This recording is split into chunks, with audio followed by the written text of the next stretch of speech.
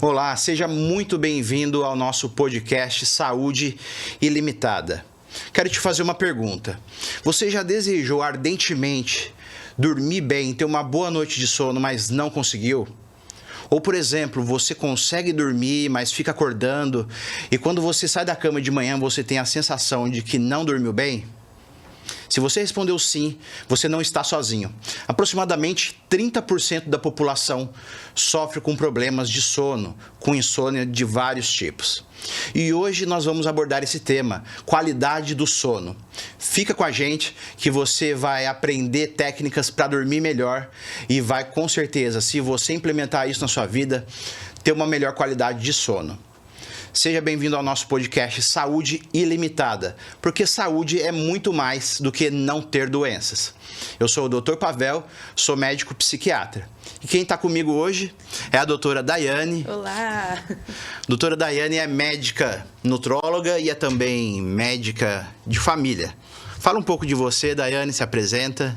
Olá, pessoal, é um prazer estar aqui com vocês nesse podcast que é um sonho nosso realizado, Saúde Ilimitada, para a gente conversar com vocês de uma forma simples, de uma forma que você entenda, que a gente não quer falar aqui o mediquês, né? A gente quer falar com você, que é o público em geral, que está aí precisando de uma orientação, que tem dúvidas sobre saúde, a gente quer falar com esse público, né, Pavel? Exatamente, Dai. Doutora Daiane é médica, linda, inteligente e é também a minha esposa. E legal, Dai. Muito bom ter você aqui nesse projeto juntos. É um sonho realizado trabalhar com você. A gente tem muita coisa em comum, né? A gente toca junto na igreja, a gente tem muitas coisas que a gente gosta de fazer e uma delas é a medicina e é muito bom compartilhar isso com você, amor. Ótimo. Você falou aí que é um sonho. Vamos pegar esse gancho e falar sobre sonho e sono. Conta um pouco pra gente como é que é a sua experiência no consultório com as queixas dos seus pacientes sobre sono, por exemplo. Eu tenho muitos pacientes com queixas de sono. E aí elas vão de diversas fases, né? Então, eu tenho dificuldade para iniciar o sono. Quero tomar remédio para dormir melhor, né? Eu tenho muitos pacientes idosos que eles vêm com essa queixa mesmo. Doutora, eu não tô conseguindo dormir bem. Eu deito e só vou dormir 2, 3 horas da manhã. Ou então eu durmo umas 10 horas da noite, mas eu acordo de madrugada. E aí eu não consigo mais dormir. E eu fico o dia inteiro cansada, com sono, fico cochilando durante o dia, então tem muito dessas queixas no meu consultório.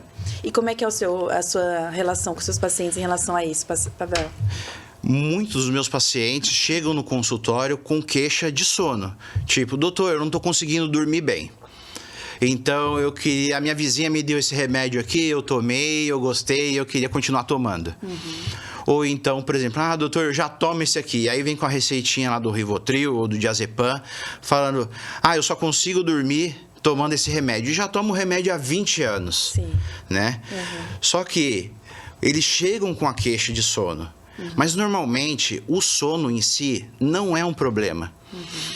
É um problema porque ele vivencia isso, mas não é um diagnóstico em si. Normalmente o sono, ele é a manifestação de um outro transtorno, de uma outra doença.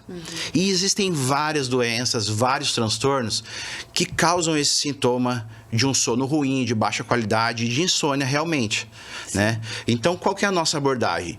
Não ficar só nessa queixa superficial do paciente, eu tô com um problema para dormir, então toma aqui um Rivotril, ou toma aqui seu Diazepam. Mas a gente precisa investigar o porquê que ele não tá dormindo bem. Sim, o paciente, ele tem essa... Não sei se é uma coisa cultural, né? Dele querer tudo resolver com uma medicação. Então, ele quer um placebo, né? Ele quer um emplastro Brás Cubas para resolver os males da sociedade. Então, ele vem no seu consultório, vem no nosso consultório já com o desejo e às vezes já vem até com uma medicação anotada no papel para falar, doutor, eu quero esse remédio aqui para dormir, porque o meu vizinho tá tomando esse remédio. Então, eu também quero fazer uso porque tá fazendo bem pro meu vizinho, pro meu primo, pro meu avô, né? Ele já vem com o remédio pronto, né? Mas só que, por exemplo, a maioria desses remédios, diazepam e clonazepam, principalmente, Eles são prescritos uma vez para o paciente, e aí o paciente fica renovando receita, ele não trata a causa da insônia dele e fica só repetindo essa receita. E qual é o problema? Essas medicações podem aumentar o risco de desenvolver demências, por exemplo, o Alzheimer. Exatamente. Então a pessoa não trata o problema de base, que é o que está causando a insônia, fica só medicando a insônia. Então toma o remédio, dorme. Mas se não tomar o remédio, nunca consegue dormir bem. Sim. O que tem que ser feito? Primeiro, o diagnóstico certo. O que está fazendo essa pessoa a não dormir bem? E aqui tem várias coisas, né? Por exemplo, depressão pode fazer o paciente ter problema com sono. Às vezes a gente acha que depressão é só um problema que a pessoa vai dormir demais. Sim. E às vezes não é isso. Depressão, a pessoa pode ter problema para dormir também. É muito comum na depressão que a gente chama de insônia terminal. Né? O que significa esse termo, insônia terminal? Tem a fase inicial do sono, a fase média e a fase terminal. Então o paciente consegue deitar e dormir, mas ele acorda antes do que ele está acostumado, e depois daquele horário ele não dorme mais. Por exemplo, ele está acostumado a acordar às 8, mas aí ele chega às 5 horas da manhã, desperta, acorda totalmente e depois não consegue dormir mais. Isso é muito comum na depressão. Uma coisa que eu acho importante a gente falar, antes de começar a falar dos sintomas de insônia, de propriamente dita insônia, né? Muitas pessoas acham que tem a insônia, mas na verdade o que ela tem é uma disfunção dos horários do ciclo vigília, sono-vigília, né? Sim. Que a gente tem que conversar bastante com o nosso paciente sobre isso. A gente tem que entender como que tá esse ciclo sono-vigília dele, porque às vezes ele pensa que tem insônia, mas não é insônia. Né? Então, o que diagnostica a insônia? Fala pra gente, Pavel. O diagnóstico de insônia só pode ser feito realmente depois que o paciente toma algumas medidas para melhorar o seu sono. Por exemplo, não dá para falar que o paciente tem insônia se ele fica com o celular na cara ali na hora de dormir. Exatamente. São algumas medidas que a gente chama de higiene do sono. Então, coisas simples que você pode fazer. Então, esse nome higiene significa limpeza. Você vai fazer uma limpeza do seu horário de dormir. Algumas coisas que você vai fazer. Então, por exemplo, evitar bebidas cafeinadas. Aí o pessoal só lembra do café, né? Sim. Mas, por exemplo, chá preto, chá verde e chá mate também tem cafeína. Então, tem que evitar. Refrigerantes.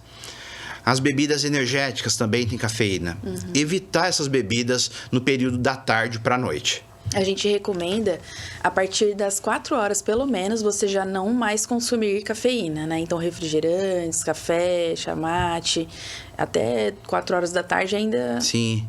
Na verdade, seria até as 2 horas da tarde. Isso. O ideal mesmo seria até as 2. Mas como tem gente que gosta de tomar um cafezinho ali no período da tarde, então até as 4 horas da tarde, a gente até... recomenda, né? A gente permite, digamos assim. Por quê, né? Porque você toma nesse horário, vai estimular o cérebro, o organismo, mas dá tempo do corpo tirar aquilo do sangue. Exatamente. E aí, quando chegar na hora de dormir, ele vai conseguir dormir melhor. Agora, se você toma antes de dormir, o seu cérebro vai estar estimulado, você vai estar estimulado, e aí não vai conseguir dormir bem. Sim. Esse é o primeiro passo. Sim. Eu acho que uma coisa importante para falar também dessa parte da higiene do sono é a questão da luz do dia, né? Sim. Porque o ciclo sono-vigília, ele é muito baseado na questão da luz, né? Então, se a pessoa fica com a tela do celular, da televisão, ou mesmo a luz de casa, é uma luz branca, essa luz vai interferir realmente na produção de melatonina, de alguns hormônios relacionados ao sono. Isso. E o nosso sono, as pessoas pensam assim, que é como se fosse um botão de liga e desliga. Né? E, na verdade, é um processo enorme para a gente conseguir alcançar um sono de qualidade, né? Sim. Deus, quando criou o nosso corpo, ele fez uma forma do nosso corpo corresponder à natureza, que é a luz do dia. Sim. Então, por exemplo, o nosso hormônio do sono é a melatonina. Quando entra a luz pelos nossos olhos, o nosso corpo não produz melatonina. Mas, por exemplo, o sol começa a se pôr, então o nosso corpo naturalmente começa a produzir essa melatonina. Então, o primeiro pico de melatonina é por volta das 7, 7h30 da noite. Só que as pessoas não dormem nesse horário. E também não precisam necessariamente dormir nesse horário. Mas vai ficando mais escuro e aí lá pelas 9, 9h30, o corpo produz o segundo pico da melatonina. Então, nesse horário, é o horário bom para você iniciar o seu sono. Se preparar para dormir até as 22 horas, até as 10 horas da noite. Para quê? Para você aproveitar esse ensejo, aproveitar esse pico de melatonina e ir dormir. Só que tem um porém, as pessoas ficam com o celular na cara e aí o celular emite, ou a televisão emite luz azul. E o nosso cérebro interpreta essa luz que entra pelos olhos como uma luz do dia. Exatamente. E aí ele não vai produzir essa melatonina. Então, coisas que a gente precisa fazer, diminuir as luzes da casa, né? Ou trocar a luz por luz amarela. Exatamente. Por exemplo, um abajur amarelo é muito melhor do que essa luz branca que a gente tem em casa, no quarto, né? Que deixa a gente super alerta, né? Sim. Então, seria o ideal mesmo trocar as lâmpadas de casa, né? Deixar a lâmpada amarela em casa. Até na sala, nos ambientes, né? Isso. Comuns. O que é interessante é que a luz amarela mostra para o nosso corpo uma sensação de conforto. Talvez por estar associado aí à luz do fogo, da fogueira, que é um calor. Exatamente. É diferente da luz branca, que é uma luz mais impessoal, uma luz que ativa mais. Sim. Então, a luz amarela ou alaranjada, no horário de dormir, principalmente, vai fazer bem. E muitas pessoas, muitas mães, na verdade, vêm no consultório falando: meu filho não tá dormindo bem, meu filho tá dormindo na escola. E às vezes é esse o problema, né? Sim. A mãe fica até meia-noite com a luz da sala acesa, a luz do quarto aceso, uma luz branca, Sim. né? E deixando a criança no tablet, no celular, na televisão por muito tempo. Muitas crianças hoje em dia estão indo dormir meia-noite, 1 hora. Eu acho isso um absurdo. Sim. A criança tem que ter horário de dormir, sim. E uma forma de você ajudar a sua criança, seu filho a dormir mais cedo é você já colocando essa luz amarela para ela ficar mais confortável ali em casa, ou já começar a apagar as luzes mesmo de casa, né? Já ir diminuindo a luz de casa, deixando os abajures ligados, né? Isso, Acho que seria exatamente. uma coisa interessante para as mães colocarem em prática, né, Pavel? É verdade. E é ruim também, por exemplo, as pessoas têm costume de dormir com a televisão ligada. Sim. Atrapalha o sono. Uma coisa ruim, até aquela luzinha vermelha ou azul do LED da televisão é um estímulo luminoso, pode atrapalhar o seu sono. Exato. Então, você cobrir com uma fita isolante ali vai ajudar você a ter melhor qualidade de sono. O pessoal fala isso mesmo no consultório. Doutora, eu só consigo dormir com a televisão ligada. E mal eles sabem que isso está prejudicando a qualidade do sono deles, né? Foi um comportamento aprendido que ele acha que consegue dormir, mas é um sono de baixa qualidade. Sim. E aí, como ele aprendeu isso, ele acha que isso é o certo. Mas do mesmo jeito que ele aprendeu a dormir errado, ele pode aprender a dormir certo. Que é fazendo essa higiene do sono que a gente está falando aqui, né? Sim, com certeza. E o que mais que você pode falar pro pessoal sobre higiene do sono? Tem mais coisas, né? Sim. Um pouquinho sobre alimentação, né? Algumas pessoas falam assim: eu durmo melhor se eu tô de barriga cheia. E aí faz aquela refeição farta, copiosa na hora de dormir. E aí vai dormir, ou tem refluxo, ou não dorme bem. Porque quando a gente se alimenta de uma refeição pesada, o sangue do nosso corpo vai para o estômago para fazer ali a digestão dos alimentos e para o intestino. É como se o nosso corpo estivesse trabalhando. Mas não é isso que a gente quer à noite, a gente quer que o nosso corpo descanse. Sim. Então, fazer uma refeição leve de 2 a 3 horas antes do horário de dormir. Evitar açúcar e evitar gordura, né? Uma refeição leve é a melhor coisa a ser feita. Também é bom evitar carne vermelha, porque ela é mais difícil de ser digerida à noite. Exatamente. E também vai prejudicar o sono. Então, se você puder retirar a carne vermelha de noite, é melhor para você. Sim. A carne vermelha tem um tempo de digestão maior, né? Exatamente. Então, a carne vai ficar ali no teu estômago, demandando mais energia, Sim. demandando mais sangue, e isso vai fazer com que o seu corpo descanse menos. Exatamente. Uma curiosidade que eu falo para os pacientes é assim: durma, se você tiver um pouco de barriga cheia, durma do lado esquerdo. Por quê? Tem uma coisa no estômago que chama ângulo gástrico. Legal. Quando o pessoal come e dorme do lado direito, piora o refluxo, por exemplo. Exatamente. Se a pessoa dorme do lado esquerdo, o próprio ângulo do estômago impede com que haja o refluxo. Claro, não é 100%, mas melhora bastante. Exato. Então, dormir do lado esquerdo ajuda a diminuir o refluxo. Porque quem tem refluxo ou acorda durante a noite, aquela sensação desconfortável, né? Fica tossindo, né? Isso. Acaba acordando, sente dor na garganta. Outra dica legal aí para quem tem refluxo é colocar, aumentar o ângulo da cama, né? Isso. Colocar, como é que chama aquelas... Um calço, né? Exatamente, uma madeirinha embaixo, assim, para você mudar o ângulo da sua cama e vai ajudar também a você não ter refluxo, né? O que é legal é colocar um calço de pelo menos 20 centímetros embaixo, só dos pés da cabeceira, para que a cama fique elevada. Não adianta colocar um travesseiro mais alto, porque o travesseiro só vai dobrar o seu pescoço. O que a gente quer é manter a cama com a cabeceira elevada para evitar o refluxo. Legal. Então, quem sofre de refluxo, essa é uma dica importante, simples, barata e vai melhorar muito. E aí também você pode, né, tirar da sua alimentação noturna, por exemplo, molho de tomate, refrigerante. Refrigerante sempre vai fazer mal, né? Sim. Não tem jeito. Condimentos muito fortes, pimenta, tudo isso prejudica quem tem refluxo. E aí quando for dormir vai também prejudicar o sono, né? Isso. Daiane, você falou uma coisa legal sobre alimentos que atrapalham o sono e pouca gente fala sobre isso. Sim. É alimento, é natural, posso comer que não vai atrapalhar o meu sono. Não é bem assim. Tem alguns alimentos que pioram o sono. E aí, por exemplo, canela. Por que a canela piora o sono? Porque a canela acelera o metabolismo. E na hora de dormir, a gente não quer que o metabolismo fique acelerado, a gente quer reduzir o metabolismo. Então, a canela vai piorar a qualidade do sono. Outra coisa, por exemplo, que piora o metabolismo, que piora o sono, porque acelera o metabolismo, a pimenta. Sim. Então, a pessoa vai ficar mais acelerada depois que come a pimenta. Exatamente. E isso é ruim. Então, esses dois alimentos são os que mais pioram o sono também. Verdade. Muito bem observado. Né?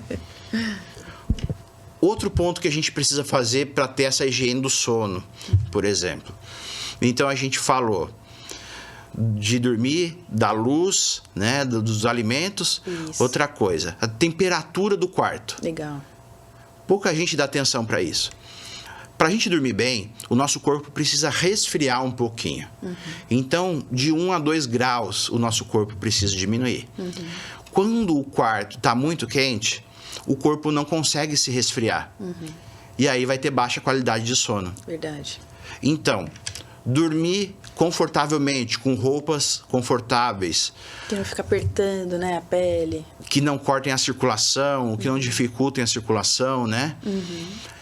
Se você tiver, ou quem está ouvindo a gente, tiver, por exemplo, ar-condicionado no quarto, uma boa temperatura é entre 20 e 22 graus. Então, se você colocar o ar nessa temperatura, vai dormir melhor. Legal. Porque o seu corpo vai ajudar a reduzir a temperatura dele. E aí você vai dormir melhor. Com certeza. Verdade. Né? Só tem um porém. Se a temperatura do ar fica assim a noite toda, você também pode ter mais dificuldade para sair da cama no outro dia de manhã. Porque o friozinho deixa a gente preso na cama. Então, eu oriento assim, deixa no timer, né? Sim. Coloca lá a temperatura do ar para dormir, mas o timer para nas últimas 2 horas de sono o ar estar desligado e aí a pessoa consegue despertar. Uma boa dica. Gostei. A gente pode chamar essa dica de pulo do gato. É o pulo do gato, exatamente. Uma coisa que eu acho interessante a gente falar sobre atividade física. Legal. Você acha que a atividade física ajuda o sono ou piora o sono? Então, aí vai depender da hora que essa pessoa vai fazer exercício físico, né? A gente tem que falar também sobre uma coisa que é importante. A diferença entre atividade física e exercício físico. Muita gente fala assim, doutora, mas eu já faço tanta atividade física e eu não duvido disso. Por quê? Lavar roupa é uma atividade física, limpar o chão, né? Tomar banho é uma atividade física, fazer comida é uma atividade física. Todas essas coisas são atividades físicas, mas elas acabam entrando no metabolismo basal ali nosso, né? A gente vai se acostumando e o corpo vai entrando num platô e essa atividade física já não faz tanta diferença assim no nosso corpo. Já o exercício físico é aquele que a gente faz com uma frequência, com progressão do exercício, né? Então, é diferente a atividade física do exercício físico. Sim. E aí, o exercício físico, ele vai atrapalhar o sono? Depende do horário que você vai fazer esse exercício físico. Se você fizer de manhã, não vai atrapalhar o sono. Mas se você fizer de noite, pode ser que atrapalhe sim. Exatamente. Algumas pessoas acham que eu preciso cansar o meu corpo e aí eu canso o corpo e consigo dormir. Só que essa lógica assim não é tão simples, né? Quando você cansa o corpo na atividade física, tem um porém. Na atividade física você libera também alguns hormônios. Por exemplo, a dopamina, que é a do prazer. Mas você libera também a adrenalina, que é a substância aí, o hormônio que vai deixar você elétrico, ligado, estimulado. Então a pessoa às vezes vai pro CrossFit, fica super agitado e aí chega em casa 1 hora depois, faz CrossFit das 8 às 9 e quer dormir às 10. Vai ter dificuldade, exatamente. Porque tá com aquela adrenalina no organismo, tá com o sangue fervendo ainda, tá estimulado. Aí vai demorar pro corpo esfriando, pro corpo ir reabsorvendo essa adrenalina para conseguir dormir. Exatamente. O melhor horário para atividade física é de manhã. Aí algumas pessoas já perguntam assim, mas eu treino melhor à tarde. Eu rendo melhor à tarde, eu puxo mais peso à tarde ou à noite. Pode até ser verdade isso. Às vezes o treino de manhã não é tão eficaz assim em termos de número, de progressão de carga, mas ajuda, por exemplo, na disciplina. Ajuda a manter, por exemplo, o ânimo e a disposição durante o dia. Porque você aproveita o pico de cortisol. Exato. Hoje em dia o pessoal demonizou o cortisol, que é ruim, é horrível. Não, o cortisol precisa ser produzido. É o aumento do cortisol pela manhã que faz com que a gente saia da cama, por exemplo. É o hormônio que nos dá estímulo, que nos motiva a sair de casa para trabalhar, é o cortisol. Então aproveitar esse pico e já fazer o exercício durante o dia é muito melhor. Vai melhorar na qualidade do sono. Legal. E quais outras formas da gente fazer essa higiene do sono aí você lembra nesse momento? A gente já falou da alimentação, que é super importante, exercício físico, da questão da luz e da temperatura do quarto, né? O que mais que a gente pode ajudar nossos ouvintes? Uma outra coisa que eu costumo orientar é fazer uma leitura leve na hora de dormir. Legal. Não vai ler um livro de terror ou algo que te deixe estimulado também. Uma leitura leve que você goste, um romance ou uma história de ficção, mas que traga conforto. Né? Nesse momento pré-sono ali, a gente tem que ensinar o nosso corpo, avisar o nosso corpo que a gente vai dormir. Então, abaixar as luzes da casa, diminuir o barulho, se possível, se a pessoa quiser, ou então escutar uma música lenta e baixa e fazer uma leitura, né? A leitura vai induzir o sono também. E é um momento que você tira para você, de conforto da alma mesmo. Nesse momento a pessoa pode ler a Bíblia ou ler algo espiritual que ela goste. Já é um momento que ela pode fazer essas duas coisas. Então eu oriento a fazer uma boa leitura. Também tem a meditação, que a gente pode colocar aí, né? A gente tem a meditação mindfulness. Isso. Que tá bem alta aí agora divulgando no ambiente de saúde, né? Porque tem várias pesquisas falando que faz bem para a saúde, que faz bem para o cérebro. Conta um pouquinho pra gente, Pavel, sobre o que é o mindfulness. Mindfulness é uma técnica de meditação. Mas quando às vezes a gente fala meditação para o grande público, eles pensam que é você ficar sem pensar em nada, em posição de lótus. E meditação não é Esvaziar isso. Esvaziar a mente, exatamente. Não é isso o mindfulness, né? Como que surgiu o mindfulness? Eles perceberam que pessoas que praticavam yoga tinham mais empatia, tinham mais autocuidado, tinham menos ansiedade, menos depressão e mais criatividade. Legal. E aí, isso nos Estados Unidos, né? Teve um cara que se chamava o Kabat-Zinn. E aí o Kabat-Zinn foi estudar isso e ele separou a parte mística do yoga da parte científica. Ele percebeu que o que causava realmente nos praticantes de yoga era a técnica da respiração. Então, estar focado na sua respiração foi o passo inicial ali para o Jon Kabat-Zinn desenvolver a técnica de mindfulness. Legal. É uma técnica em que você, por exemplo, fica em silêncio, em repouso, e aí você não precisa ficar na posição de lótus. Você pode fazer deitado, sentado e até mesmo em pé. Importante é ficar confortável, né? Confortável, exatamente. E aí você vai, por exemplo, começar a prestar atenção na sua respiração. Tentar respirar com o abdômen, com o músculo que é o diafragma, e menos com os ombros, aquela respiração curtinha. Então, fazer respirações lentas e profundas, prestar atenção na musculatura do peito, que está expandindo e está diminuindo com a respiração. Se você fizer só isso, já vai diminuir. O que eu acho interessante é assim, a gente tem alguns sinais vitais que a gente aprende na medicina. Por exemplo, a gente tem a pressão sanguínea, que a gente não consegue interferir. A gente tem a frequência cardíaca, que a gente não consegue interferir. A gente tem a temperatura, que a gente não consegue interferir, que o nosso corpo está sempre em 36,5. Mas a gente tem um outro parâmetro, que é a frequência respiratória. E nessa frequência respiratória, a gente consegue intervir. Legal. Então, é um parâmetro biológico fundamental para o organismo. Dos 4 que eu falei, é o único que a gente consegue intervir. E de uma forma simples, controlando a nossa respiração. E controlando a nossa respiração, a gente consegue interferir nos outros. Uma coisa que talvez o pessoal não entenda em questão a intervir, porque na temperatura, se a gente colocar uma blusa, a gente consegue se esquentar. O que quer dizer é de forma automática, né? Intencional e automática. Voluntária, né? Isso. Então, é uma questão involuntária. O corpo mesmo ele vai se adaptando ao clima. Então, a gente não consegue, como se fosse fazer de forma voluntária. Eu quero mudar a temperatura. Não, você vai ter que usar artifícios para mudar a temperatura. Já a respiração, não, a gente consegue mudar a respiração de forma voluntária. Exatamente. Então, é isso que faz a diferença aí, né? Com remédios, por exemplo, a gente consegue mexer na frequência cardíaca, na pressão. Exatamente. Mas assim, de um modo simples, intencional e voluntário, a gente só consegue interferir na respiração. Legal. Então, a forma como a gente respira vai mudar todo o nosso estado, inclusive o nosso estado mental. Então, respirar lenta e profundamente na hora de dormir. Se você fizer 10 minutos de mindfulness de manhã e 10 minutos de mindfulness à noite, já vai melhorar muito a qualidade de vida. Vai melhorar a criatividade, diminuir a ansiedade, diminuir a depressão. E para quem tem dificuldade de ficar nessa atenção plena, começa com 1 minuto por dia. Né? Exatamente. Às vezes a gente fala 10 minutos, a pessoa já se assusta. Sim. Então começa com 1 minuto por dia, fazendo aquela atenção plena. Então o que é a atenção plena que a gente fala tanto? É prestar atenção naquele momento presente, né? Isso. Então prestar atenção em como está a sua respiração, igual o Dr. Pavel falou, prestar atenção em como está a sensação do seu corpo encostado nos objetos, sentado na cadeira ou deitado na cama.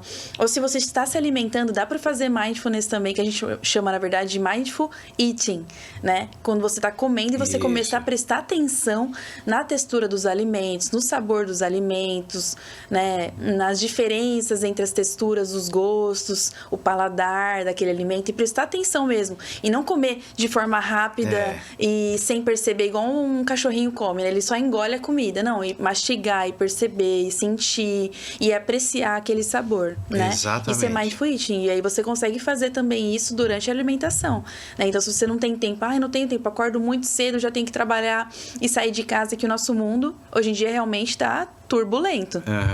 A gente vive na correria, então pra gente relaxar e estar em estado presente é difícil, então tenta fazer isso se você não tem tempo, né? Que a gente arruma tempo pra tudo, mas tempo pra saúde a gente às vezes não arruma. Então se você não tem tempo, deixa pelo menos na hora do almoço pra você sentar, sentir aquele momento, olhar ao redor, não ficar no celular, né?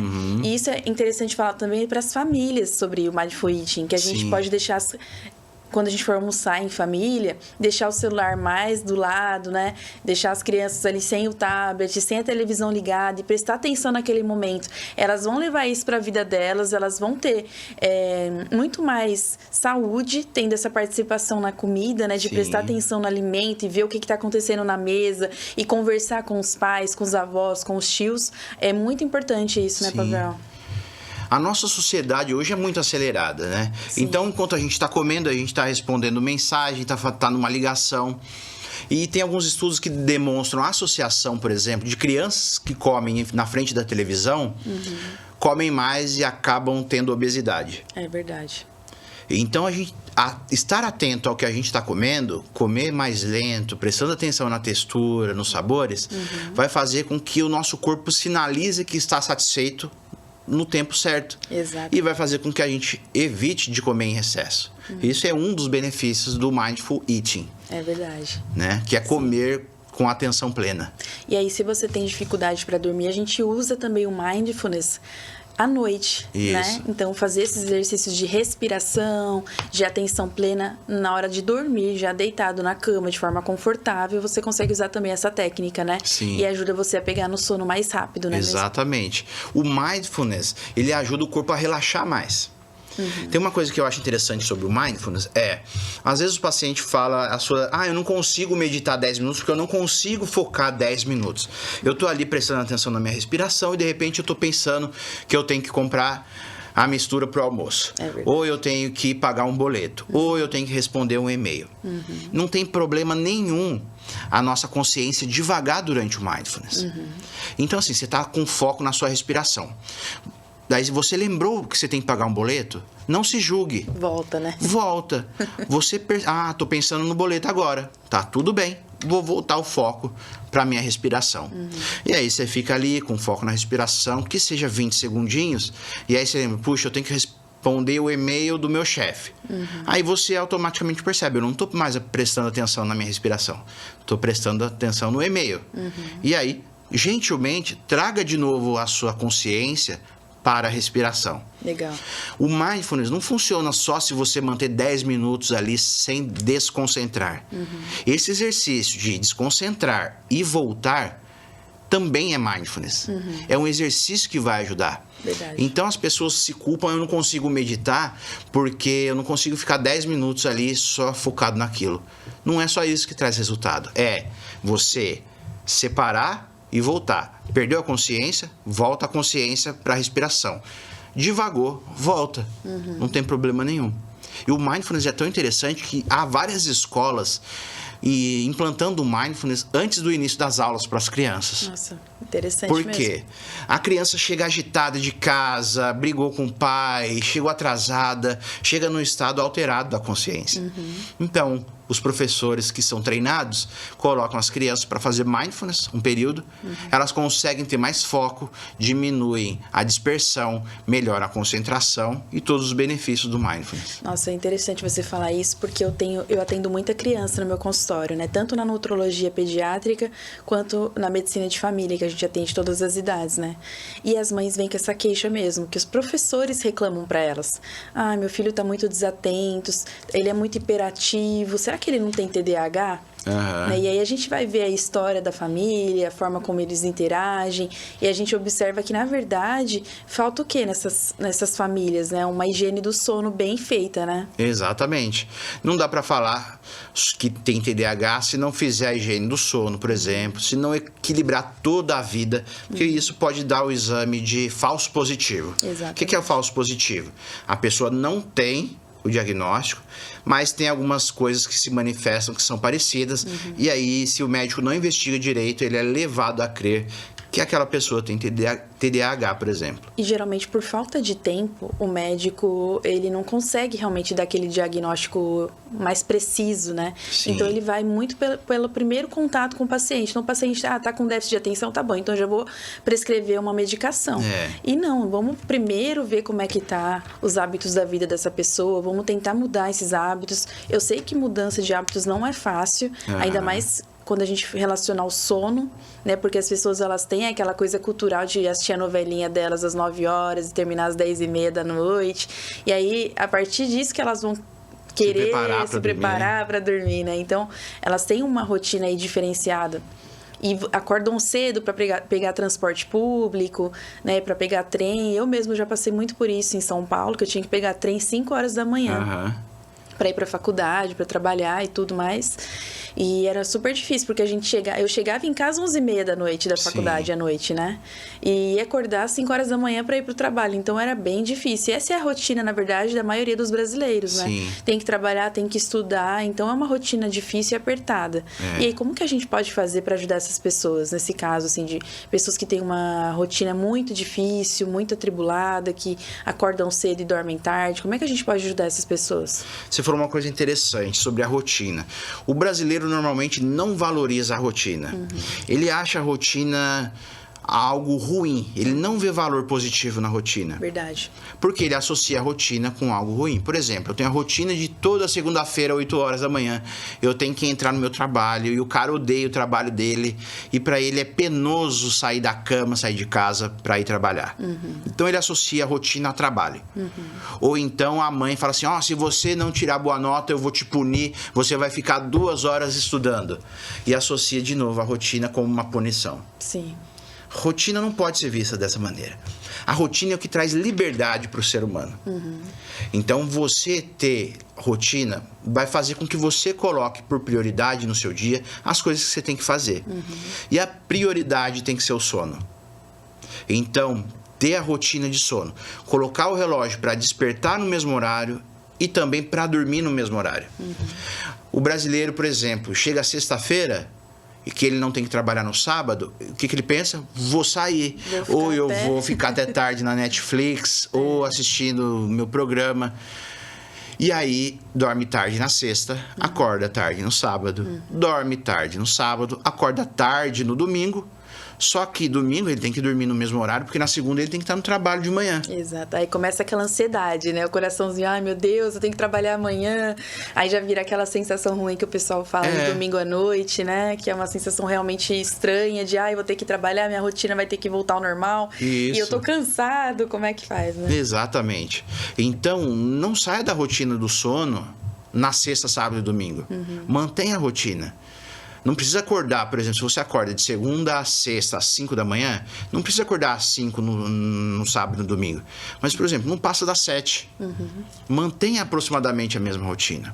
Né? E aí a gente precisa, aqui é um papo mais filosófico, a gente precisa ver por que a rotina causa essa sensação de estranheza. Será que a pessoa é feliz no trabalho dela? Ela se sente realizada? Agora você entrou num ponto, hein, Pavel? Então, se ela não tem ânimo para acordar na segunda-feira, é claro que o sono dela vai ser pior. Acho que isso merece um podcast só pra gente falar sobre isso. Acho. Muito motivação para o trabalho, senso de missão e de chamado, né? Legal. Ótimo. Muito bom. Então, manter a rotina de sono é algo importante. Até nos finais de semana, sexta, sábado e domingo, fundamental. Não sair. Eu acho que isso deve ser feito. Sim. A gente vai ficar triste, né? Eu mesmo, eu amo sexta-feira, eu posso dormir mais tarde hoje, porque aí sábado eu não acordo cedo. E aí o Pavel vem trazendo, não é assim, e é verdade, gente. Faz toda a diferença ter uma rotina do sono. De tanto que o Pavel me treinou nessa questão do sono, hoje depois das 9 horas, eu já começo a me sentir mais com vontade de ir pra casa, mais cansada, com vontade de dormir mesmo. E no outro dia eu acordo muito mais disposta do que eu acordava nas outras vezes, né? Sim. Quando eu era indisciplinada nessa questão do sono. Né? Falar a verdade mesmo, eu já fui indisciplinada. Ainda luto contra isso, né? Tenho vontade de dormir até mais tarde, tenho vontade de ficar acordada maratonando Netflix, né? Assistindo filmes, ou sair com os amigos e jantar com os amigos. A gente até faz isso de vez em quando, mas no outro dia, para voltar ao normal, o corpo sente, né? Sente, exatamente. Essa é a importância da rotina. Hoje eu saí mais tarde. Não importa. Amanhã acorde no mesmo horário. Você vai passar um dia um pouco mais cansado, mas você vai conseguir ter qualidade de sono no outro dia. Sim. Se você não se mantém fiel à sua rotina, vai desequilibrar ali. E uma noite de sono não pode atrapalhar a sua rotina. Então, dormiu mal, não tem problema. Acorda no outro dia de manhã, no mesmo horário. Não deixa isso virar uma bola de neve. Né? Sim. E disciplina é isso. É fazer aquilo que tem que ser feito sem estar com vontade de fazer. Sim. E fazer aquilo como se gostasse. E a disciplina do sono é importante para pessoas também que têm transtornos mentais já diagnosticados, né? Pessoas com transtorno bipolar, com depressão, ansiedade. Elas se beneficiam muito de ter uma rotina do sono ali sempre, né? Equilibrada, né? Exatamente. Às vezes as pessoas que têm algum transtorno mental e que buscam tratamento, eles acham que o remédio vai resolver 100% do problema deles. Remédio só resolve uma parte desses problemas. Verdade. Precisa ter várias coisas. Uma dessas coisas, não vou falar sobre tudo isso hoje, mas uma dessas coisas é o sono. Sim. É durante o sono que o nosso cérebro é limpado. aqui tem o nome, é o sistema linfático, né? O nosso corpo produz metabólitos, sujeira. O cérebro também. Então, à noite é que ele é limpado. Exatamente. É durante o sono que o corpo libera o hormônio do crescimento, por exemplo. Ai, nossa, você falou isso Fala muito. um pouco aí sobre sua experiência com o sono e crianças. Não, porque as mães, elas não têm essa noção de que a criança cresce durante a noite, né? O hormônio do GH, que é o hormônio do crescimento, ele é liberado à noite. Então, como essa criança vai crescer de forma adequada se ela não dorme direito? E aí eu peguei esses dias um caso, posso contar um caso clínico aqui? Sim. Peguei um caso de uma criança com baixo peso e baixo crescimento também. Então, assim, o desenvolvimento dela estava bem prejudicado. Não foi uma criança que nasceu prematura, não tinha nenhum problema no pré-natal. Mas a mãe, porque trabalhava fora e o pai abandonou a família, então ela estava sozinha aqui em Santos, né? Em São Paulo. E a família toda do Nordeste, ela sozinha com a criança, ela não estava conseguindo colocar a criança para dormir cedo, porque ela chega do trabalho tarde, aí vai fazer as coisas. Então, a criança de 2 anos dormindo mais de 1h da manhã, acordando cedo, porque tem que ir no trabalho junto com a mãe. Nossa. E não se alimentando direito. Então, assim, a criança estava bem, assim, complicada, sabe? E não ganhando peso, não comendo direito, não dormindo direito, com problema de desenvolvimento, com problema na fala. Então, assim, muito complicado, um caso muito complicado. E aí a gente tem que contar para essa mãe que a criança, ela cresce durante a noite. Sim. Então, se a criança não tem uma boa noite de sono, a criança tem que dormir mais de 12 horas, dependendo da idade, 14 horas de sono. Então, a criança não vai dormir 8 horas por noite e vai ter um desenvolvimento adequado. Ela tem que dormir mais de 12 horas por noite. Isso é muito importante. Já para o adulto, para um adolescente vai de 16, 17 anos, isso muda um pouco. O ideal é entre 8 e 9 horas, né? Sim. Tem pessoas que conseguem dormir de 6, 7 horas e já se sentir bem, mas o ideal mesmo seria de 8 a 9 horas de sono por noite. Já a criança, ela precisa de muito mais tempo de sono para ela desenvolver bem, até porque o cérebro da criança não está desenvolvido. Exato. Está no processo de desenvolvimento. Nosso cérebro vai se desenvolver até 21 anos, 24 anos, né? Então, a gente precisa ter uma noite de sono adequada, né? E eu acho que é uma coisa importante também para a gente falar, que a gente ainda não comentou, sobre o uso de tabaco, de álcool, que muita gente acha que tomar uma tacinha de álcool ou tomar uma cerveja à noite vai ajudar essa pessoa a dormir. E, na verdade, o álcool prejudica o sono, né? Exato. Só pegando um gancho no que você falou aí sobre as horas. Os estudos demonstram que dormir menos de 6 horas por noite aumenta incrivelmente a chance de desenvolver o derrame, que é o AVC, ou infarto do coração. Verdade. Então, dormir menos que 6 horas é extremamente nocivo para o organismo. Então, para a saúde cardiovascular aí, né? Para quem tem hipertensão, diabetes, já pode ficar ligado aí que o sono é super importante para você prevenir, então, aí os riscos, os eventos cardiovasculares, como o derrame e o infarto, né? Exatamente. Por exemplo, pessoas que têm transtorno bipolar, quando estão levando uma rotina de sono boa, por exemplo, mas perdem essa rotina, elas podem ter uma virada, ou para depressão ou para mania. Então, o sono, a alteração do sono é um gatilho para a piora da estabilidade do humor. A ansiedade, então, nem se fala. Pessoas que dormem menos são mais ansiosas. Sim. Não conseguem focar no outro dia, não conseguem ter rendimento. Outra curiosidade sobre o sono, para quem treina, faz musculação, algum esporte. O que às vezes as pessoas acham que é no treino, na academia, que ela cresce. Então eu estou fazendo aqui o exercício, eu estou crescendo. Não tá. Durante o exercício, o músculo é destruído. E é durante o sono que ele é reconstruído de uma forma que fique maior. Então, não adianta você ir para a academia e treinar se você não descansa. Verdade. Porque você destrói as fibras no treino, e é isso que a gente quer, destruir as fibras. Mas a gente precisa do sono para reconstruir essas fibras e elas ficarem maiores e mais volumosas. Então, o treino precisa acompanhar o descanso. Não tem segredo. Verdade. E aí, você estava falando sobre tabaco e álcool, né? Álcool, exatamente. Fala primeiro sobre o álcool, então. Ok. Tô estressado, doutor, chego em casa, tomo uma dose de uísque, ou tomo um vinho, ou tomo uma cerveja e consigo dormir bem. Essa afirmação não é verdade.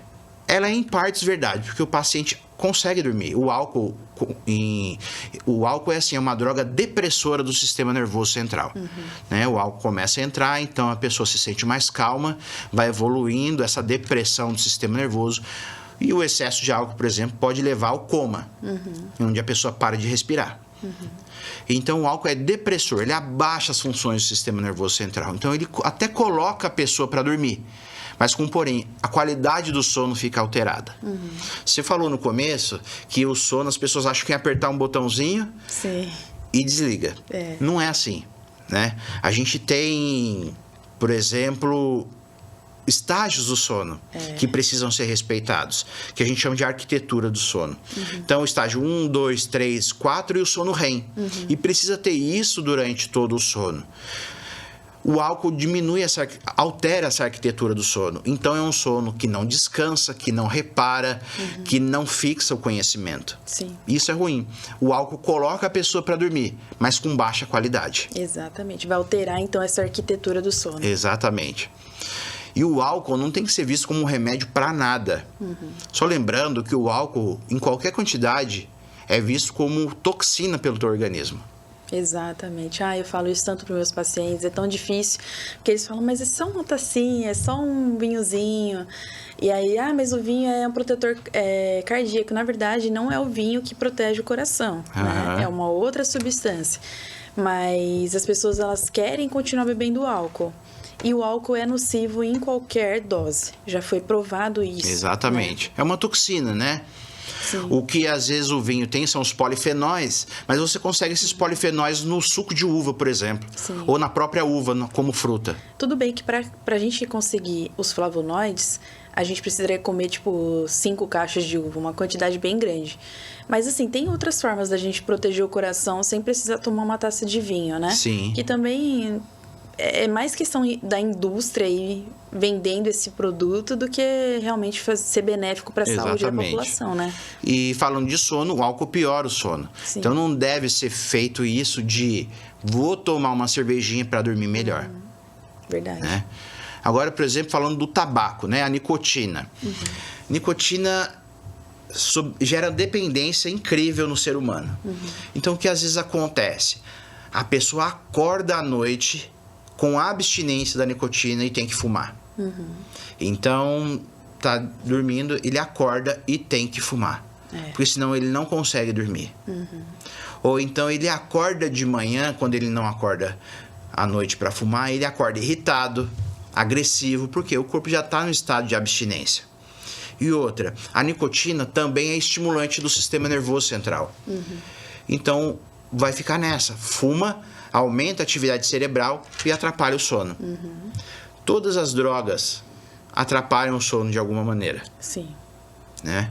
Então, o sono tem que ser feito tudo aquilo que a gente chamou de higiene do sono para não precisar de medicação para dormir. Se mesmo fazendo a higiene do sono não está conseguindo dormir, aí a gente fala que tem um problema. E aí a gente vai ter que investigar para saber o que está causando essa insônia e tratar o problema de base. Sim. Se é depressão que está causando insônia, vamos tratar a depressão. Se é hipertireoidismo que está causando a insônia, vamos tratar o hipertireoidismo.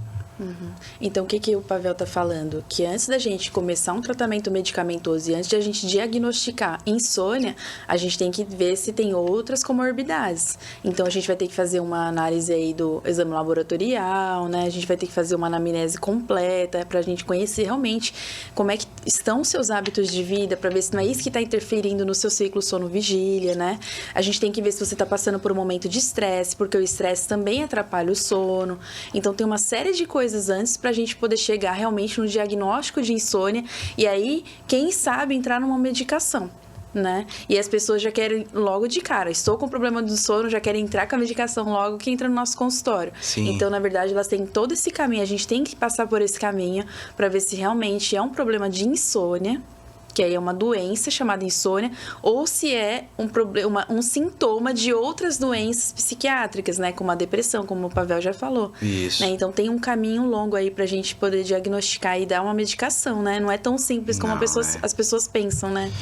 As pessoas que eu percebo sempre querem o resultado de uma forma simples, com o menor esforço necessário. Então, é muito mais fácil eu tomar um remedinho, deitar e capotar e achar que eu tô dormindo bem, do que mudar toda a minha rotina, o meu estilo de vida, fazer atividade física, me alimentar bem para conseguir dormir melhor. As pessoas querem atalhos, elas querem coisas simples. E é muito mais fácil, realmente, você tomar um comprimido e dormir. Mas não é o mais saudável. Sim. Claro, se for necessário tomar uma medicação para tratar isso, a gente vai fazer. Sim. Mas, antes de tudo, a gente precisa melhorar a qualidade de vida. Né? Sim. Para não entupir o paciente de remédio. Exatamente. Mas as pessoas querem isso, eu percebo. Eu quero um remédio para dormir, e aí tem que tomar um remédio para acordar. Mas não mudam o que está causando aquilo. A gente fica enxugando gelo. Você falou uma coisa muito importante, porque a nossa sociedade está muito assim. A gente toma um remédio para dormir, aí no outro dia a gente toma um remédio para ficar acordado, para acordar e para ficar acordado. Aí a gente tem que tomar remédio para produtividade, Sim. né? A gente tem que tomar um remédio para um monte de coisa, e depois quando chega de noite, a gente vai fazer o quê? Vai tomar mais um remédio para dormir. Então, coisas sem sentido nenhum. A gente está mudando totalmente a forma como a gente deveria viver, né? Sim. E viver com qualidade, porque ficar tomando remédio, um monte de remédio não é viver com qualidade, né? Exatamente. O remédio tem as suas indicações, mas ele não é a cura para tudo. Exatamente. E mesmo tomando remédio, precisa fazer essa mudança do estilo de vida. Porque o remédio, como eu falei, é só uma parte. Não vai resolver tudo. Mas todo mundo quer o quê? O caminho mais fácil. Sim. Até vou corrigir uma fala aqui minha. Não é que tomar remédio não é viver com qualidade, mas quanto menos remédio a gente tomar, melhor, né? Exatamente. Então vamos tentar mudar os hábitos de vida pra gente tomar a menor quantidade possível de medicação. Até porque as medicações pro sono, elas podem causar algumas consequências que as pessoas não estão muito ligadas, né? Exatamente. Uma das piores consequências que o uso de medicação pode trazer é prejuízo da memória, por exemplo. Né? Os benzodiazepínicos, os famosos clonazepam e diazepam, podem trazer prejuízo para a memória. Sim. Podem também, por exemplo, alteração de comportamento. O Zolpidem, por exemplo. Exatamente. A pessoa pode tomar e ficar eufórica. Às vezes a pessoa toma e quando está sob o efeito do Zolpidem, ela não lembra o que fez. Então, às vezes, a pessoa entra ali, faz uma compra, não lembra, liga para alguém ou manda mensagem para alguém, não lembra. Por isso que a orientação do médico é muito importante. O Zolpidem, por exemplo, tem que ser tomado na cama, na hora que vai dormir e quando é bem indicado. Sim. E por um curto período de tempo. Não se deve tomar uma medicação para dormir o resto da vida e ficar dependente daquilo o resto da vida. Verdade. Mas se não mudar o estilo de vida, vai ficar dependente da medicação. Verdade.